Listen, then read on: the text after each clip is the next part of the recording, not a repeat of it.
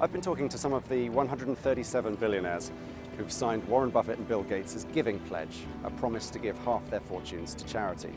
One of the UK signatories is Ann Gloag, co-founder of Stagecoach. I'm a big believer that you can't always be sending money. You have to teach, some business skills as well. And I've used that hugely. I mean, I run my philanthropy very tightly, very close budgets. People are very accountable for all the money that's sent. And I didn't make my money easily, and I look for the best value I can possibly get for that money.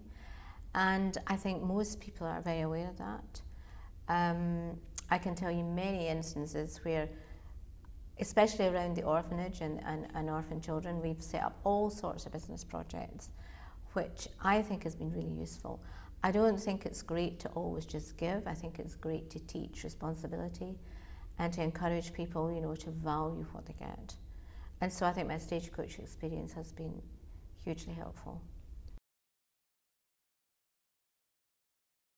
I started my life as a nurse, and so I'm always very attracted to medical problems, and that's why I've chosen particularly to concentrate on women and children. More recently, I've concentrated on birth problems, women who have serious problems when they are pregnant. There's no maternal health care for them, and so these women get an injury called fistula, and I've concentrated a lot of my effort on hospitals and projects to try and help them.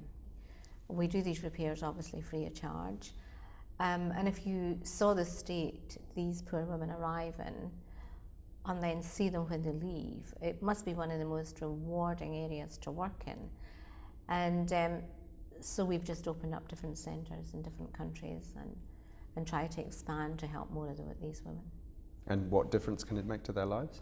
Well, interestingly, after an operation of varying severity and of varying lengths of time, they go home and they're accepted back into society because they no longer smell badly, which they do when they first come, and they go back into the village and often go on and marry.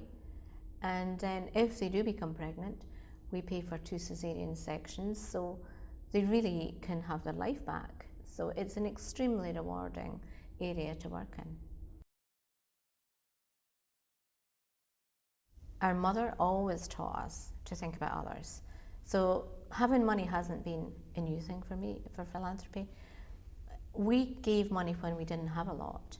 My mother was the chairman of the Missionary Society in our church, and she always taught us to think about others. And when we were children, we'd go fruit picking. She'd always say, encourage us to think about what we would give of that money we earned to others.